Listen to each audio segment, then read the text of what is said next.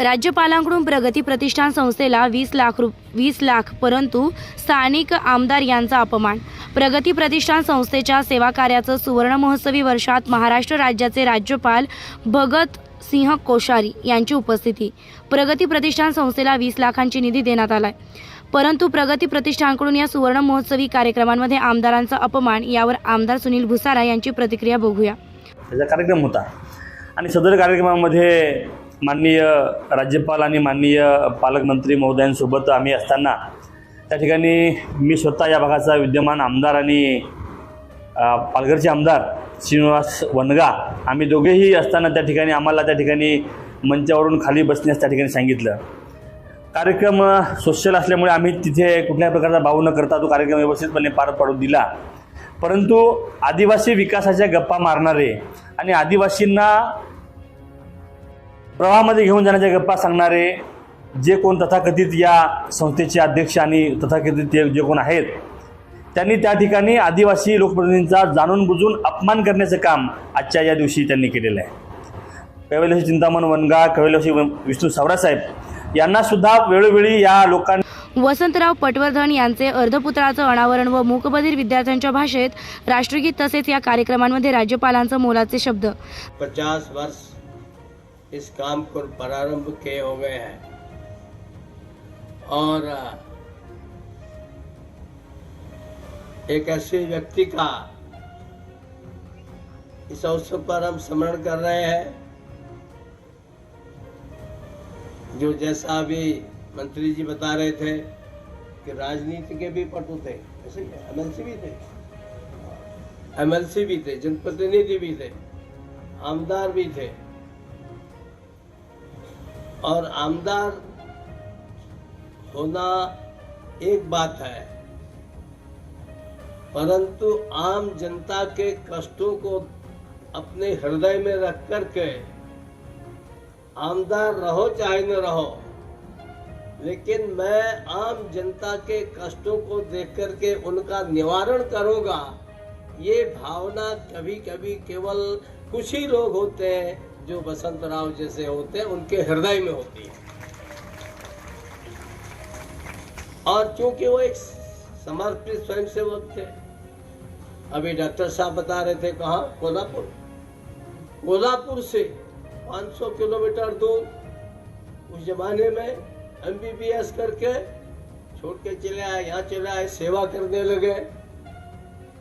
वास्तव में ये राष्ट्रीय स्वयंसेवक संघ की एक बड़ी विशेषता है कि उसने उसके संस्थापक, उसके और सरसंघ चालक, गुरुजी आदि जितने भी लोग हैं, इन सब ने अपने सामने केवल एक ही रखा, एक ही लक्ष्य रखा कि भारत माँ और भारत माँ को न केवल मजबूत करना बल्कि उसके जो सबसे निचले स्तर पर हो, वो आदिवासी हो, वो अनुसूचित हो, वो दिव्यांग हो, वो बधिर हो, वो मूक हो, वो किसी भी स्थिति में हो, वे सबके सब भगवान की मूर्ति है और उन सबको ऊंचा उठाने में ही भगवान की पूजा है। ये हृदय के अंदर विचार लेकर के आगे चले।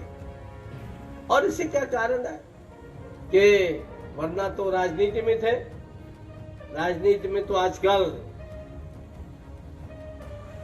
पता नहीं रविंद्र जी जाने, लेकिन मुझे एक मंत्री बता रहे थे, मैंने कहा भाई तुम एमपी हो, मंत्री हो, कितना तुमने खर्चा किया? तो बोले मैंने 45 करोड़ खर्चा किया। तो मुझे बड़ा आश्चर्य लगा।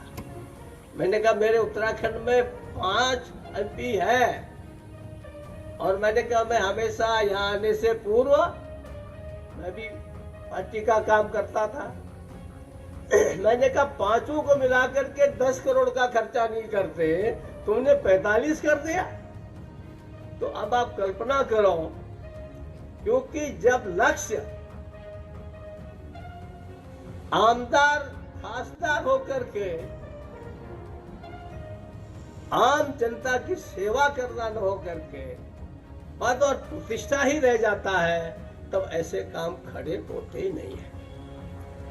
ऐसे काम खड़े करने के लिए समर्पण का भाव, जैसा जवान कह रहे थे, त्याग का भाव, ये अपने अंदर होता है तो जाके काम खड़े होते हैं। अभी बता रहे थे कि पहले शुरू में 15 बच्चे थे, अब 58 हो गए, और ये हमारे बैंक वाले और दूसरे तीसरे सब बैठे हैं, मेरे अधिकारी लोग भी बैठे हैं। इन सब का अगर सहयोग मिल जाएगा, इनको भी लगेगा कि इनके अंदर भगवान है, मुझे इनकी पूजा करनी है, सिद्ध विनायक जाने से वो फल मिलने वाला नहीं जो इनकी सेवा में करने से मिलने वाला है। व अपमानित झालेले आमदार यांचं वक्तव्य। कोकण विभाग प्रमुख झहीर शेख यांचा रिपोर्ट।